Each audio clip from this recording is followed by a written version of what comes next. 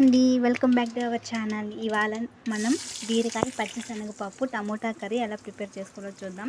First oil వేసేసుకొని onions అలాగే వెల్లుల్లి వేసేసుకొని కాసేపు వేయించుకున్నాక టమోటా ముక్కలు కూడా వేసేసుకొని కాసేపు మగ్గించుకోవాలి. ఇప్పుడు అందులోనే ఇలా సన్నగా కట్ చేసుకున్న బీరకాయ ముక్కలు కూడా అందులోనే వేసేసి కొంచెం ఉప్పు కొంచెం పసుపు వేసేసి కాసేపు మూత పెట్టుకుంటే బీరకాయ అనేది ఫాస్ట్గా మగ్గిపోతుంది.